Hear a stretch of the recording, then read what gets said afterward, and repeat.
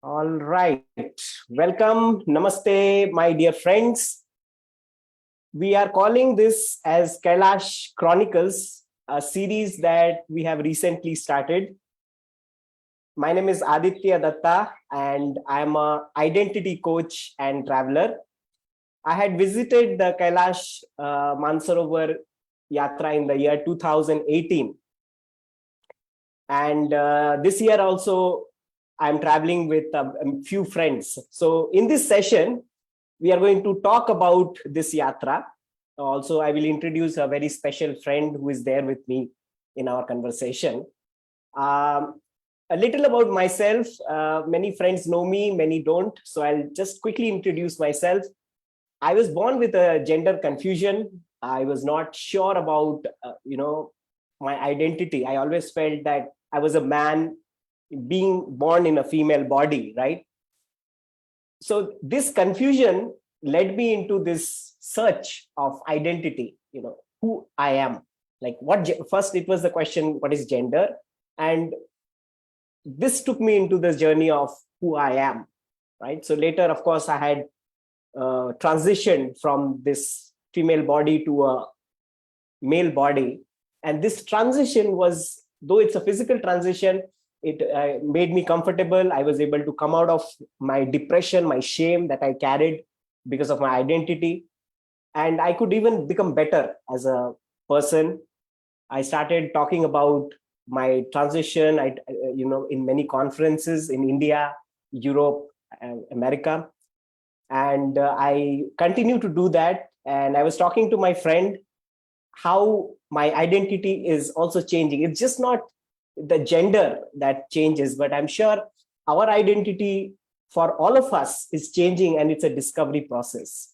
And few weeks back, I was in Raman Maharishi Ashram when we were talking about who am I? That's great. That ultimate question that we are all looking for.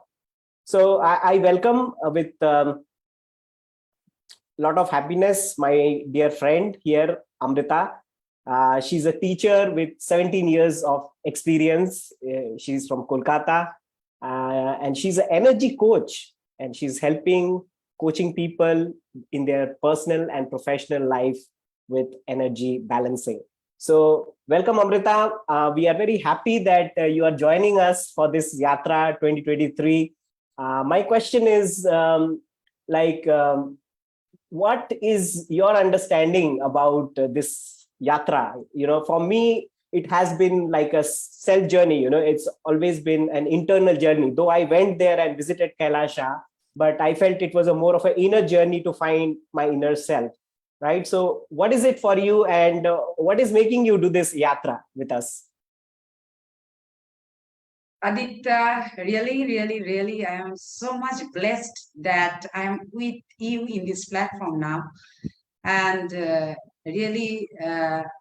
what you talked about just now, Kailasha, Mount Kailasha, the Jatra is not only the physical one. Yes, I do agree with you. Because each and everything we are doing in our life, it deeply related with our inner self, inner journey. So I feel that if someone wants to move to that place, some sort of inner cleansing is necessary. Unless and until you do that, you will not be able to move over there. And we know, as you are in the field of energy, and you are doing with so much things with energy science, sacred sexuality, and gender and sexuality, and so many issues you are dealing with from last 14 to 15 years. And as you already talked about your journey, your personal journey, from, what can I say, from the external body to the internal body in one way to other. So it's so deep.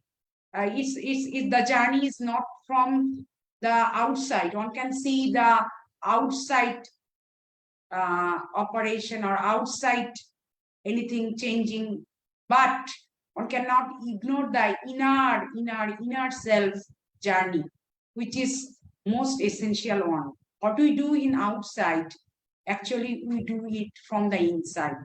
And that's why what we are in this, what can I say, the physical field we are doing, anything we are doing, whether we are playing, we are dancing, we are singing, we are reading, we are doing some training, giving something to the people or receiving from them, all are nothing but the energy exchange. And the Kailasha, the Mount Kailasha, the epitome, the paramount of energy and all, the mystic world and the center, what can I say, the energy. So every seeker love to visit that place. And I am very much eager that I will be able to see myself in that place. That means that is the highest place of manifestation. And everything is manifested, as we know, within us, as it is called that human beings are the seen part of energy. We can feel the body, we can feel many things within us, the unseen things as well. That means we have intellect, we have the memory, we have this embedded ego, so much things within us, the seen aspects, the unseen aspects of energy. And if we really want to cherish within ourselves the things in a more integrated way, then we should move on to that jatra. First, from the inner world it is started, and after that we can visit the physical world. That means if you get the signal from the inner side, then you can manifest it in the outer side. So that's it. I'm really, really happy that you visited that place.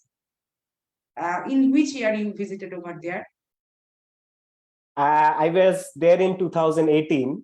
Okay. But my preparation, I think, started when I was a teenager, around the age of maybe around 13, 14. Yes. I saw a video. Those days there was handycams, Yes. So with the handycam, our neighbor had gone to Kailash Yatra, and they had done this handycam video, like 3 hours of this yatra. And I went to their house to see this video. As I was seeing this video, my eyes were open. I could not blink the eyes, and my mouth was dropped. Like I was looking like in awe that what is this place? What is this place? I was so attracted, and that video, I could not. In 3 hours, I did not blink my eyes. I did not shut my mouth, I think, and from then I made like a decision in my mind that I'm going to be here. I will be here. I'll go there. That was also a time when my gender confusion was at the peak. I was going through depression. That's the teenage, and my bodies were changing. I was in a different, like a female body, but I was feeling male. So I was very secluded. I had this shame, guilt. Teenage is the time when we establish our identity, right? It's always confusing for most. And mine was a little bit more confusing. So I don't know, something was drawing me for this yatra, and I was able to manifest this yatra after 20 years, I think, to reach there. I think I had to do, as you said, we had to do a lot of cleansing before we go there. Because from the very childhood, I had this mind that, I am, born in this body, but I am a male. And I used to feel that one day I will wake up like a male. I had this feeling. And it really happened. I could get all the support.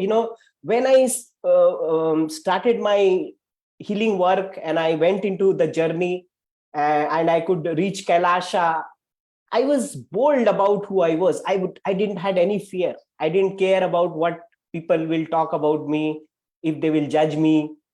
I said, this is what my reality is. I feel this is what is close to my reality. And I was able to affirm my gender and sexuality. I still remember, as you said very rightly, Kailash Yatra, when we are into this huge field, it's a field of manifestation. because that, when I went to Kailasha, I said, I was putting some seeds. I said, I want to talk to people about my journey, especially about gender and sexuality, because even I had inhibition inside myself to talk freely, on the stage about it. And I want to find myself. I want to be true, authentic to myself. I don't want to. So people who know me, my friends, they know how I have been changing throughout the year. Like the kind of work I am doing, I keep changing. And I think my identity also changing. We are having a good discussion yesterday with you about identity, right? Yes. And you asked me really some very deep questions. So that was yes. very beautiful. Yes, actually, our identity is with us all the time. But within the identity, we have to be identityless, no? This is the great, what can I feel, the zero state. One can feel that zero state over there, I could assume, because I am feeling all the time that I am with the Mount Kailasha, okay? And from the very morning, the practice, what we are doing together with the group, and really something happening, some vibration is going within me. I feel so much energetic that, yes, I could feel that all the techniques, all the strategies will be nullified just with the one word, Shiva, Shambhu, and the Mount Kailasha. So it's really, really so amazing experience. One cannot express in words. And it's all the time we could feel that there are so much external struggles we feel, each and every one, in our personal life, in case of in our relationship with our body, with the cell, with the body organs, and with the other people as well, in the family life, husband, wife, children, as I am a teacher with the students, as you are the sacred sexuality practitioner, with the many sort of clients you visited, no, throughout your journey. And that sexuality is so much harshest thing within our society. I could feel from your end that so much thing I am all the time having from you, that means taking and taking and taking, so much insight and so much cleansing I have got from your end, that I feel that the youth section of the society, the youth section, in the irrespective of girl and boy, should practice the sexuality in a very, very sacred way. They have to know what is really sexuality is. We don't get any true information from our parents as well, from our neighbors as well. And if we cannot open up in a very, very wise way to our children, that what happens, someone will teach them the negative thing, and the negative blueprint will automatically come to the youth. And what happened, we can visit each and every place, and we can see so much violence is happening in the case of rape, molestation. What are the things? Because we don't have the proper knowledge, the ultimate life force, as you already all the time you are talking about the life force, the life fluid, and all the energy channels, and that means the horizontal and vertical flow of energy and all the things, no? So how could you think all the things that if the youth of the Bharatvarsha will take this sacred sexuality and will if they embrace it in a very, very nice way, then what prospect we can see in the Mohan Bharatvarsha, the ancient wisdom, what we practice, what you practice in your day-to-day life. And the people are very, very much what can I say? The advance seeker always comes to you, no? So, do you have any plan or any program that you can spread among the children above 14 years or the teenagers or the college goers? Do you have any Yes. plan? Do you please share? Yes, beautifully what you said. I really resonate with this very much. Actually, in India, this sacred wisdom is from India, and that's what we are talking here, Kailash, because it's the birth of what we call tantra. And when people hear tantra, they get scared, but it's higher tantra. India had this, this divine wisdom, ancient wisdom. It is rooted. It's a root. It's actually our root. And when I looked into it, I realized, oh, it is already there in me, right? So when I am talking about it and I'm sharing it to people, they need to look into the root of themselves. Actually, I started working with teenagers. I was also a school counselor, and I had given few sessions on sacred sexuality. I started working with the teens, but what I felt was, the teens, the children are very transparent about it. The new age, they are very advanced. Children are very advanced. The parents needs to create the environment so that they can explore into the journey. The parent need to give them that freedom. I realized, working with the teenage for 3-4 years, I realized that no, I have to talk to the parents, teach the parents sacred sexuality, because children nowadays, they are advanced. They know about it. They are coming from that pure place. Every generation is ahead. Every new generation is ahead of the old generation. Yeah. Right. So they are the advanced souls. Yes. So if you when I talk to children, I am like amazed. They did not read books and all that. I read books. I went to Kailash to understand. I went this and that. Nowadays, children, they have it in their consciousness. They are so clear about it. But what is happening is, when they find the environment is against them, the environment is not supporting, mother and father, they are saying something, they are doing something, they can sense it. Yes, they can sense it. Children can sense the it. energy. Yes. And they are getting angry. Because teenage is the time to get angry. So they are going to backfire to the parents. That is what many parents are facing. When they came to me, they are backfiring because they are angry. What they know, what they believe in, their parents are not understanding that.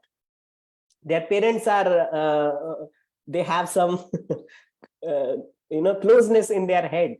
So that is the time I decided that I am going to first work with adults in this, so that we can create the environment. Children don't need anything. They maybe a little, they need, maybe some very light workshops. We can make them to understand this playfully. That thing can be, of course, done, and I do have plan to do that. I was doing it before COVID also. We did sessions in Pune and Delhi and Hyderabad, various schools also. I was doing these sessions very subtly. We were providing with playfully, we were telling children how to handle this aspect, gender and sexuality. That can be done. That's not a difficult one. They will get it because they already have it. But are the parents, as a parent, like you as a parent, you are a teacher as a parent, how much you can give that beautiful environment to your own child? That is the question, right? So parents should be ready to do exactly practice, no? Right. Yes. And awareness from the parents is most necessary, most important. Yes. Most important. See, it is a very sensitive, very delicate subject. Yes. When parents don't want to talk about it, they are in shame, they are in guilt. The child senses it. Yes. Right? And they will revolt. They will revolt, like, they will do something because they are angry. So they will go against something. They will do something to make the parent more angry. Yes. Right? Maybe they will do some wrong things because of that. right? So when the child and the parent develop, actually, I think the solution can be that, parent can be open to listen to the child, not saying that, oh, she's just a child, she's just a teenager and she does not know anything. I think the first thing is to have conversation and listen, that, okay, she's also a divine soul. Let me have my ears lent to her. Who knows, she can give better suggestion than me. Always the parent feel I can only give a better suggestion to the child, right? So this kind of environment and, I think a friendly space between the mother and the daughter, or father and the... That means parenting is, some sort of parenting is needed, no? Exactly. And parent don't, when I started working, parent didn't know what to talk to their child about it. That's the problem. Yes, they don't know exactly. They don't have the clarity. Yes, they don't how have to the clarity. address the Yes, child. because their parent did not do it, and their Yes. parent did not do it. It was Yes. always a hush hush, Thing. right? So Yes. whenever a family is watching a TV and there is some scene coming, so Yes. the parent want to switch the TV without explaining why you shouldn't see it or whatever, Yes. Rather being open and clear and, talking to the child, sitting with the child. But it can only happen when the mother is clear about her sexuality, the father is clear about his sexuality. Yes. Right? Only Yes. then they can, because they know their child will catch them. Yes. Children are very smart, right? They will catch, they will Yes. sense, they will question. Yes. Right? So they don't want to get into this region. But if you don't get into this region, then where will the child go? You know where the child goes? The child goes to the internet. And they browse information, all sort of information, maybe they will get wrong information. And this is where all these diversions are happening. Yes.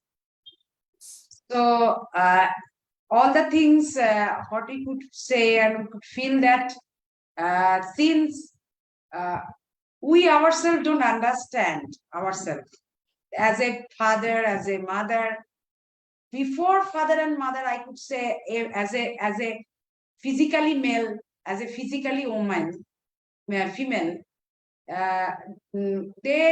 we don't understand our body actually. The emotions what are coming within us all the time. When we are in the male body, some sort of different mindset is there. And when we are in the female body, some sort of other sort of mindset is there. An emotional upsurge is different, as we know. The energy, if we take the energy of a woman, that means who is embodied with physicality, she is a woman or he is a man. In case of woman, there is, in birth, there is a nature of playfulness. In our mother tongue, in Bangla, it is called meder boja jay na. That means we cannot understand the psychology of the woman or female, because there are so much playfulness. The nature is sometimes it's so high and sometimes it's flowing like this and that. And in case of man, I could feel as a woman that they are more balanced in circulating of in case of circulation of energy and all. And do you feel that that's why the Kailash Yatra, the man as a human being, as a man, the men are more eager to take the Yatra than the women? Okay, so how I see it is, when you said women are playful, yes, that's the nature of Shakti. Shakti is playful. She's dancing around. What is Shakti? The mother aspect, we can say. We see nature always changing. Weather is changing. Sometimes it's raining, sometimes it's sunny. And in our body also, whatever we can perceive as senses is Shakti.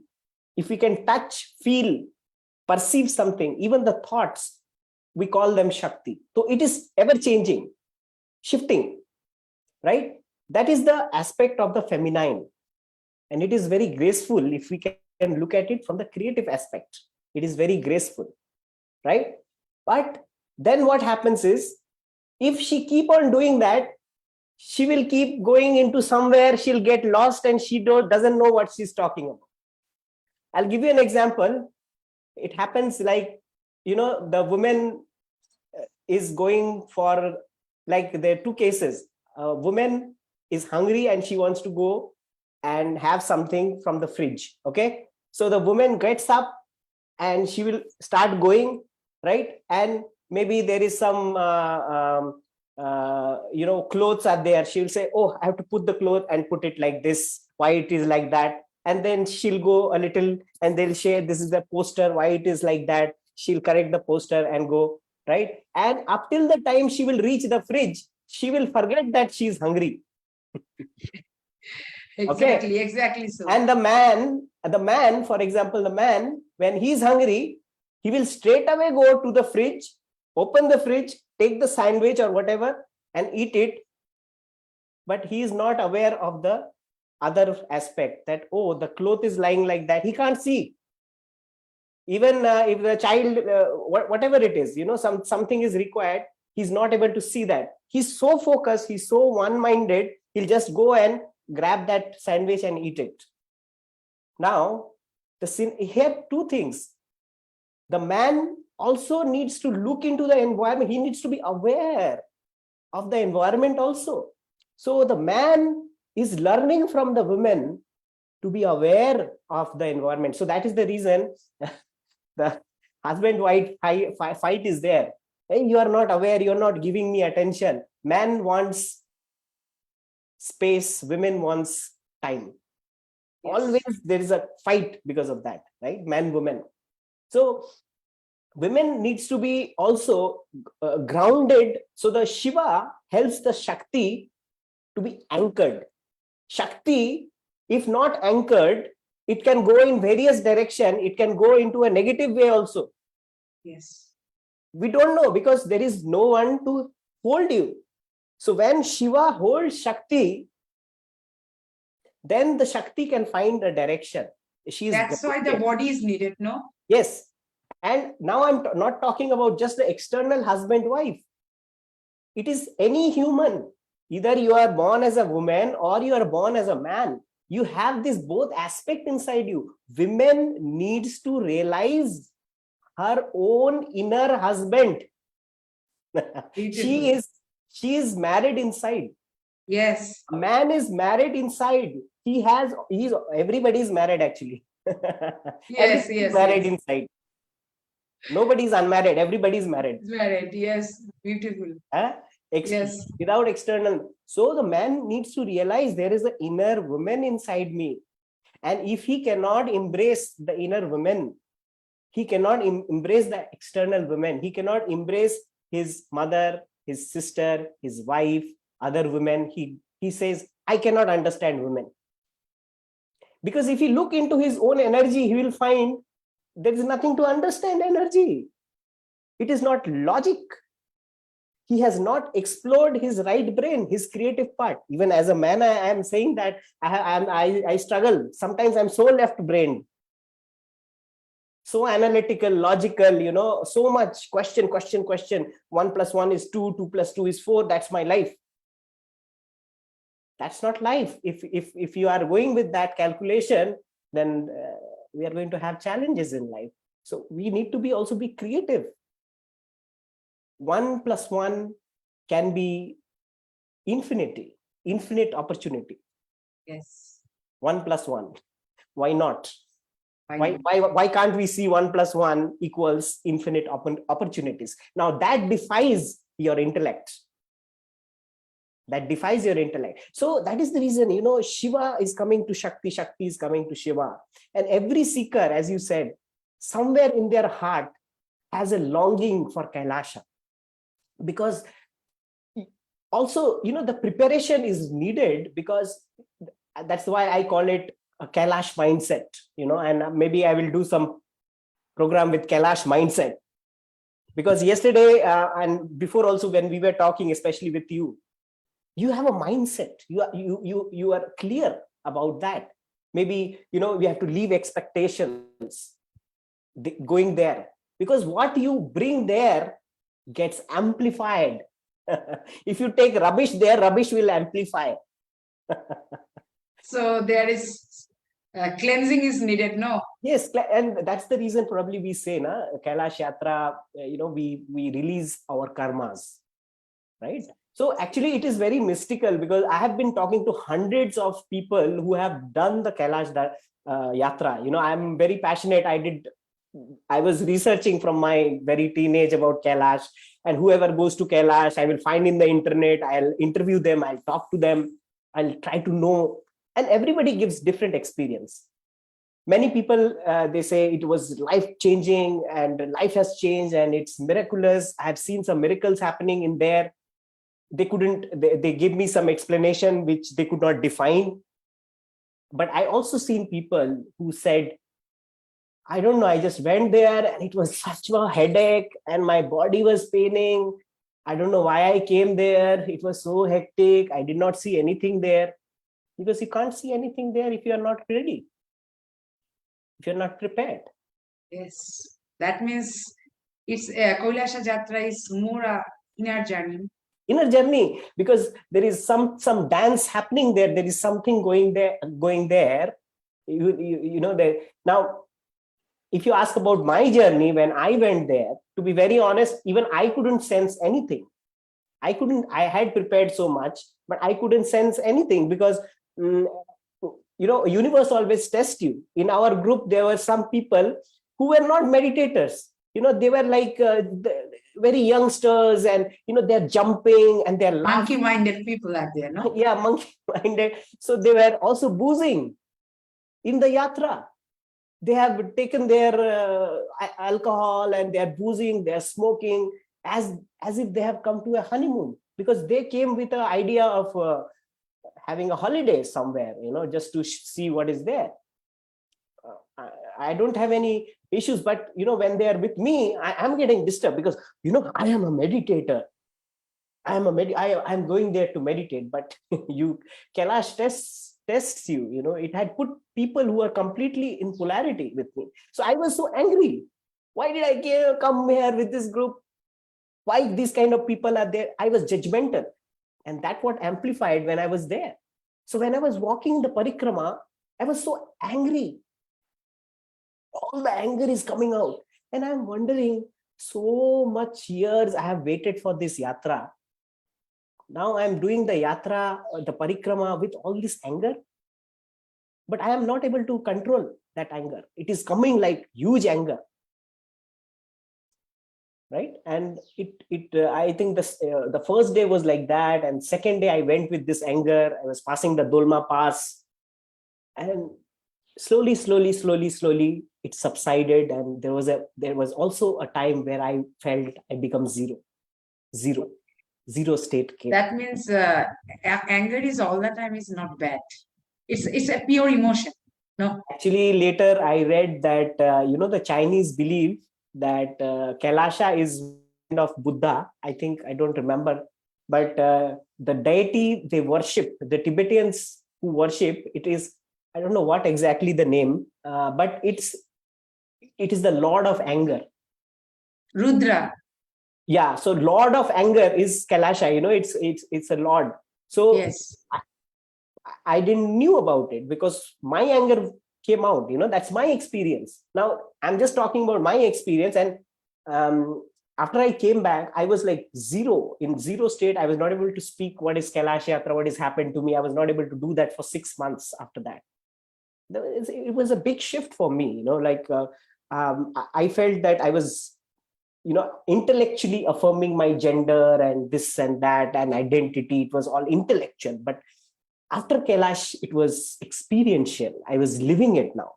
I could come in front of people with my clarity, more stronger.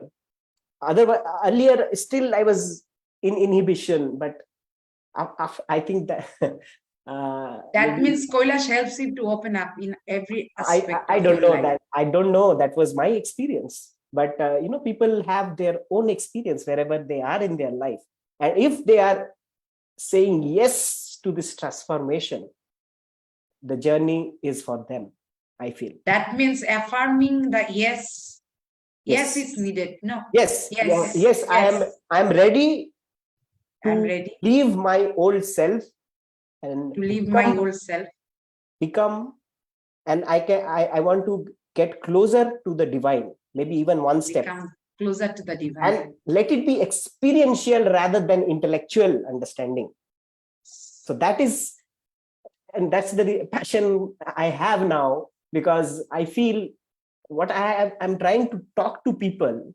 Maybe if I am of some service, I don't know how much I'm doing the service, but if I can be of some service to take people, and like in a safe way, I can take people, and they can experience that in front of Kailash. I think my job is done. My service. That means what you are doing with the clients, if you be able to take them to the Kailash at that place, then it will be more experiential, Yes. and then they could feel more deeply. Yes. They could Feel more, relate it because you don't, after all this healing work and all, maybe every work is beautiful. I have learned so much from my mentors. Every work was required, but at one point of time, you need to leave all kinds of techniques. Yes. And you just have to be there for an experience. It's the leap. Yes. It's called the jump. Jump. And we are all preparing for the jump. Like, okay, this work and EFT and past life regression, breath work, inner child work, family constellation, we are all preparing for that one jump, that one transformation. And it happens for different people in different ways, of course. But people who resonate with Kailash Yatra, I feel maybe they are like seekers. They are honest seekers. They have an honest seeking. That's what I feel. Otherwise, it will be a simple trip. Yeah, just like a trip to maybe like Ladakh and Himalayas, just to go and see and just come back. Another thing I'm very much eager to know from your end, it may be too personal, that your journey is like from a female body to the male body. As I am doing somatic practices, and Soma, the body is very much, I have felt very much resonated with the somata, the body, and experiences with the somata. One could feel the energy, the sensation, the emotions, the perceptions, as you rightly talked about, that our sensations are the expressions of our energy, whatever it may be, the pleasant or unpleasant one, whatever the emotions are, what people call positive or negative. Basically, the emotions are pure emotions. And as a human being, and not as a human being, I just want to ask you that from the journey of a female body to the male body, how you relate it to yourself? That means, is there any relation with the Kailasha, as you already talked about, that Kailasha gives you the zero state? One can feel deeply the experience over there. So is there any desire within yourself, as you talked about, that from 20 years back, that means from when you are child, you have seen some videos or clippings, and you are so much engrossed, and from there, that means the happy memories of sublime memories of Kailasha is there within you, and from there you felt within you that I could transfer myself from the female body to male body, as Shiva is the incarnate of body, or Shiva is the incarnate of divine masculine, or anything, what you can say, uh, or the divine observer, the divine consciousness. So how could you relate the journey from the female body to the male body and with the Shiva? For me, I feel I was very much identified with my gender. I am a male. I was too much attached with that, and initially it was a suffering for me. So I wanted to actually come out of my suffering. That is how my journey started. There was pain, and I was looking for ways to come out. But now, when I'm seeing the bigger picture at this age, I'm feeling that it is actually a journey. This is actually a very deep what I am now sharing. It is a journey from attachment to detachment,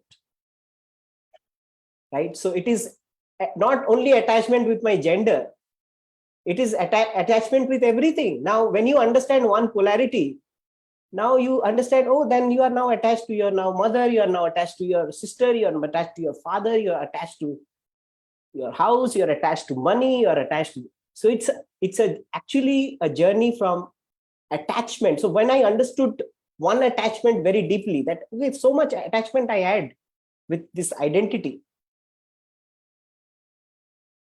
So inside we can have this understanding. Doesn't matter external we are playing. Like even now I'm wearing a shirt. I want to present myself like a man. It is my choice, whatever I want to dance like. Tomorrow I can paint my hair green or something. What I can do, I don't know. It is a presentation external, but the inside of the person, inside us, this divine marriage is there. And for me, it is now okay. We are gender, we are this, we are Indian, we are African, we are American, whatever. Okay, but we are something bigger than that. Our identity is just not that. We are bigger than something bigger than that. And I feel that is Kailasha for me, that you're just not this. I was limiting myself. As an identity coach, you want to be more identity-less. Identity-less, yes. Yes. That's why the question of Shiva arises, no?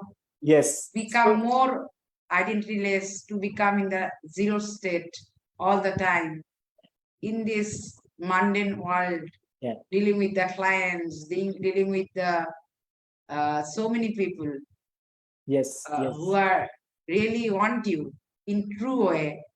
All the practitioners as well, Nimor group, there are so many psychologists, so many somatic practitioners, doctors, and all various aspects. Various people are there from entire India and outside India as well. So really, there is amalgamation of so many things, and I could feel that all the time you're so much balanced, dealing with the Shiva and Shakti all the time. And really, what can I say? This is really what each and everyone craves for. There is an inner craving. As a practitioner of Somata, I used to say that there will be no unpleasant or pleasant sensation. All are equal and all, and we should not crave for anything more, or we should not avert from anything. There should be balance. But still, the craving for Kailasha is there within me. Okay, so such a nice journey. Really, the talk is so beautiful and all, so encompassing, so much, so deep. What can I say? Just I could feel that I am embracing Kailasha from here. Okay, and so nice. And another thing I want to ask from, when you are in your uh, past life, that means physically in your woman body or female you are, that time you are ministrating, no? You enjoyed that, and now in the male body you are enjoying the semen and all.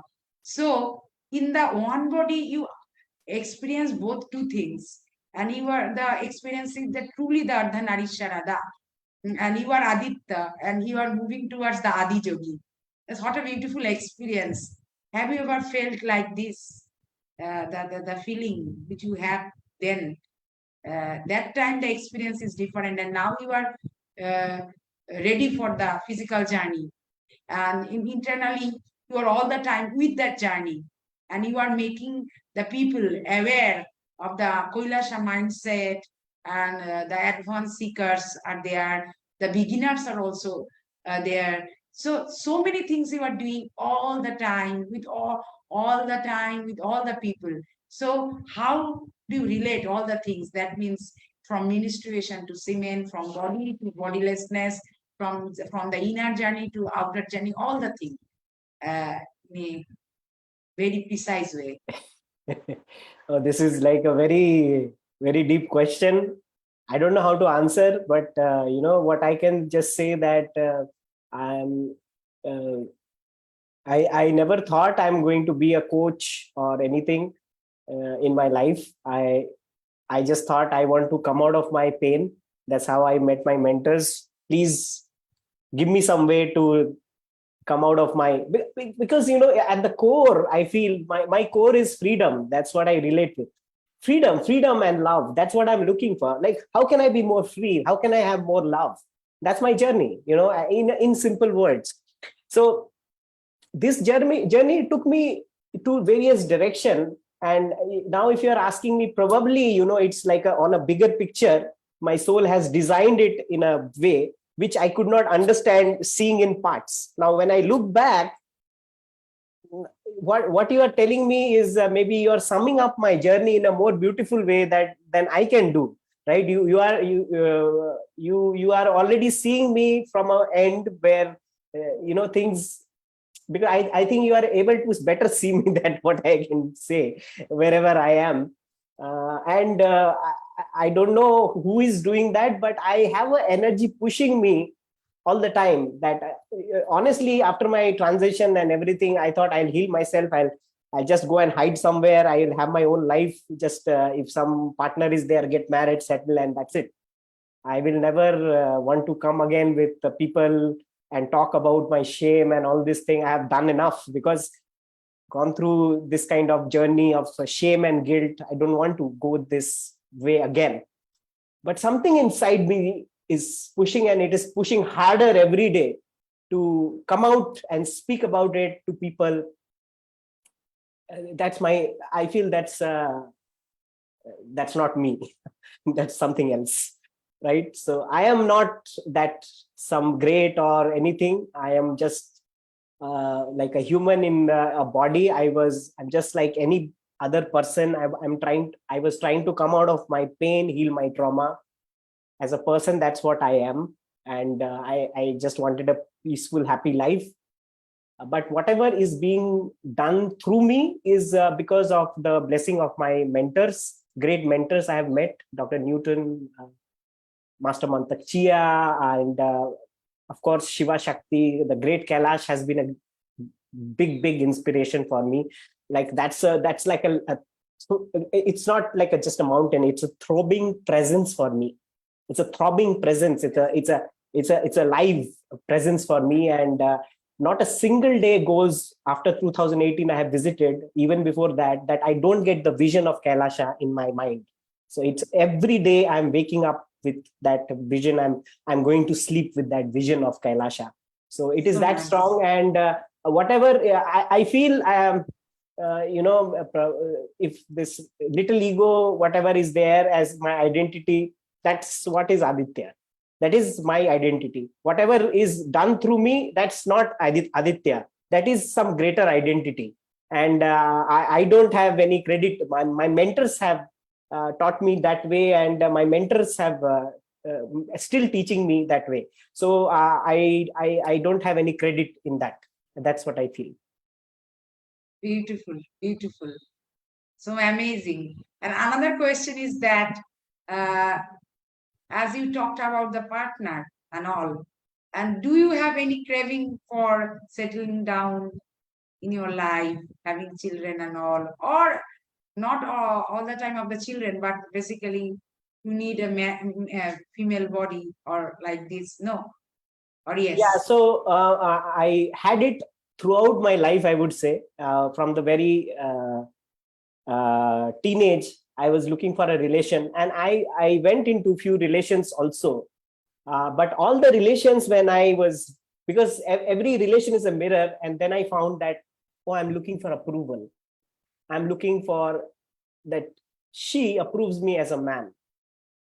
And probably that's the reason none of the relationship could last, because I had to be very authentic with her, also telling that, it is coming from a space of lack and fear, and those relations will not survive. Right now I'm at a point where I could see the urge coming sometime, and then I know where the urge is coming from. Is it a fear-based or a love-based urge? Because that means you can observe the notice clearly. I can be very clear now, and now I feel I can make a distinction better. So probably if it comes through a space of love and something is there waiting in my future, I don't know. If it's there and it is coming from a space of love and Freedom. we see, freedom Yes. and love both, and we see that we can help each other in our journey, and it's a common journey. Probably if there is something, I don't know in the future what will happen. My best wishes for this as well, because thank you. And I really feel blessed when I think about your work and all, and the explanation you do all the time, and that I practices, the sacred practices and all, really amazing. So really I congratulate you No, and for your presence in my life. I am congratulating you. Okay. And it's so amazing. And as you talked about freedom and love and compassion, really seekers move to Kailasha for that freedom, isn't it? And the free people can move on. Yes, absolutely. And as you are congratulating me, I need to congratulate you first, because you are a very deep seeker. You are a beautiful master, and the kind of clarity you have, the kind of sharing you do in our groups and with us, we are very privileged having you with us, Amrita, and you have a long way to go. It shouldn't, this call was not actually, I don't know how it went into my talking and all that. I don't know how it went. Kailasha took there, but it is not personal life, body, energy and all. I don't know, it was not meant for it, but it went through that. But Yes. we are very happy that you are joining us for this Kailash Yatra, because we need people who are who can, it's like when we are, like Tirth, it's a pilgrimage. It's not something we go and chat with each other and we start, it's not, but it's a dedicated journey. And if you can do it with people like you, we are very privileged having you. And you have a long way to go. You are doing amazing work. You're a beautiful mother. You're a beautiful wife. You're a beautiful teacher. You are, and energy coach, and all the best wishes to you too. And thank you. Let us, through this, we are, whoever is seeing us right now, thank you for being here, for your time and being here. And the conversation is so much deep that I feel so much happiness within. I feel expanded all the time when I am with you in a name of any work or anything. Really, it's an unending conversation, and Kailasha is really within us. Absolutely. Thank you. More than an external, it is within us. Yes. And if anybody has this deep urge to be there, I think they will be able to get there. So beautiful. Thank you so much, Amrita, for joining me for this conversation. And Om Namah Shivai. Om Namah Shivai. Om Namah Shivai. Okay, bye-bye. Bye-bye. Thank you.